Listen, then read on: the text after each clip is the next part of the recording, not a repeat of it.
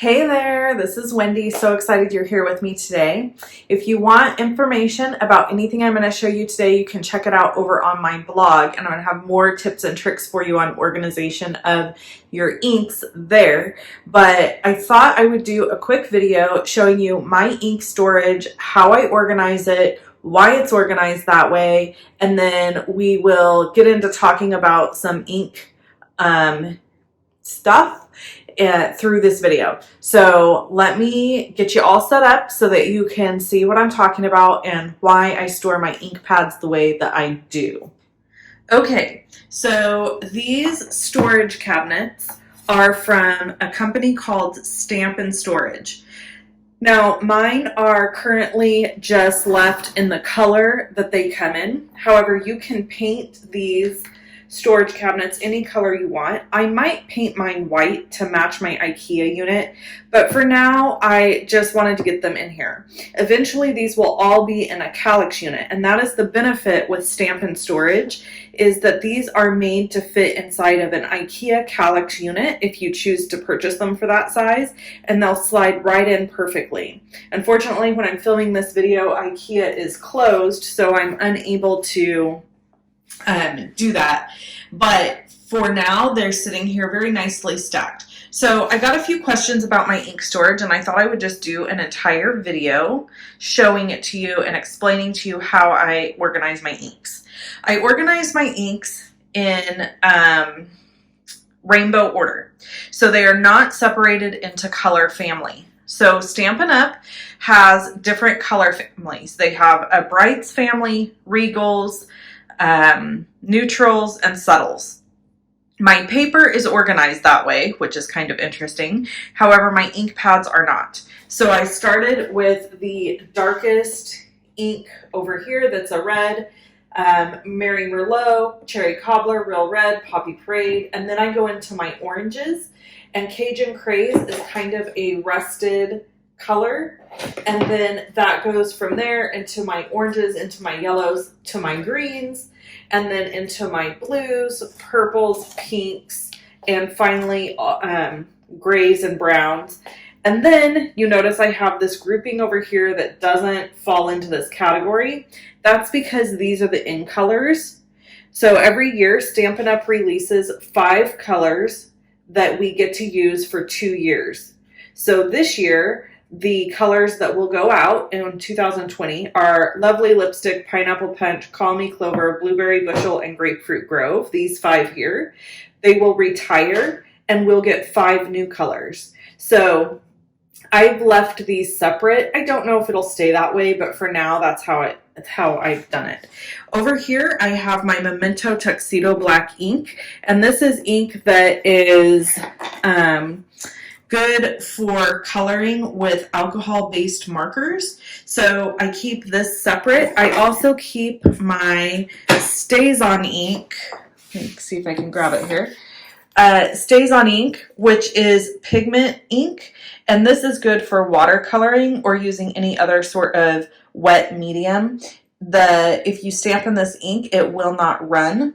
And then I've also got my Versamark ink over here, which is a watermark stamp pad, but it's used for heat embossing. So it is a really awesome sticky ink that you can use for heat embossing. Next to all of my inks, I have the ink refill. Now, Stampin' Storage sells their stamping or their ink pad storage several ways. You can get it with the ink refill holder. You can get it with the ink refill holder and a pen holder, which I will show you, are these Stampin' Right markers. So it has like another little hole, so you would have a spot for this and for that. I did not prefer to have my markers sticking out on this, so I didn't do that. But I did want my ink refills right next to my ink pads because that made really good sense to me. So I chose this one, and then you can even get one that has nothing on the sides, that's just your ink pads. And I did debate that, thinking I might keep these in a drawer, but I find that they're much easier to access if they're right next to their ink. So let me quickly show you how these are organized. So Blackberry Bliss's ink is right here. Rich Razzleberry's ink is right here. Now, for me, in my brain, that made more sense to organize it so that everything that was here was to the right. You might want to organize it so that whatever the closest ink refill hole is next to the ink pad. So maybe you put your basic gray ink refill right here and your Blackberry Bliss right here. For me, that just boggled my mind. I couldn't make that work. So for me, this is an entire section together, and this is where each one of the refills are, even though these are a little bit further away than these ones. So that's how I store my ink. So a couple of tips on ink is you want to store your ink pads flat. If you store them on their sides, they will tend to have the ink run down and gather on one side of the ink pad. And this is honestly for any ink pad, not just Stampin' Up. Now, if you're using them constantly, that's not going to happen. But if you put them in a drawer and you forget about them for some reason, you can start to have that happen. The other thing is when they're stored flat, the ink is dispersed evenly throughout the ink pad, and they're great stored that way. The cool thing about Stampin' Up! Ink pads, is one of my favorite features, is that the ink pad is actually on the lid. So when you close it, it is pulling the ink down so that the ink is resting to the surface of the ink pad instead of storing it where normal inks, like the Memento, for example, if I can get the lid off, is stored like this. So all of the ink is sitting in the bottom of the ink pad versus at the top. So one tip you can do is you can store ink pads like this upside down to keep that ink a little bit more towards the surface. With Stampin' Up! Ink pads, however, you don't have to do that. The other cool thing I like is every ink pad comes with a sticker for the front, labeling it so you can see what it is while it's stored. And it also comes with a sticker for the inside, so that if your ink pad is open and laying flat, because you would slide it this way, and if it's laying flat, you can still see the color here. So if you had multiple ink pads out, you would know which one was which color. The other fun thing I like to do with these ink pads is use them for a painting palette. So you can close them, you can squeeze them together really hard, and you end up getting ink in your ink pad, and you can then use an aqua painter or a blender pen or a paintbrush, whatever you have, to pick that color up and watercolor with it. So the ink pads that Stampin' Up! Sells have a lot of really cool benefits, personally, that I love.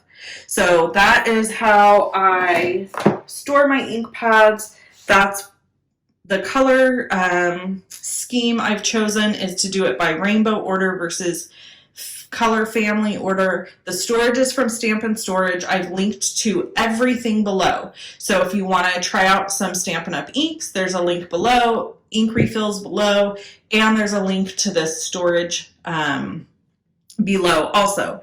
Now, I want to say that this storage is a little bit pricey. So if this was out of your price range and you wanted some other options for storing your ink pads, Stampin' Up! Also sells ink storage that I used to use. And the only reason I'm not using it anymore is because this offered me the opportunity to put it into a unit, an IKEA unit. And I couldn't get that same with the Stampin' Up! Ink storage. But Stampin' Up! Sells ink storage that is very similar to this, that is much less expensive. So I will link to that below the video also, and I'll make sure to include a photo of my previous ink storage at the end of this video so you can see that.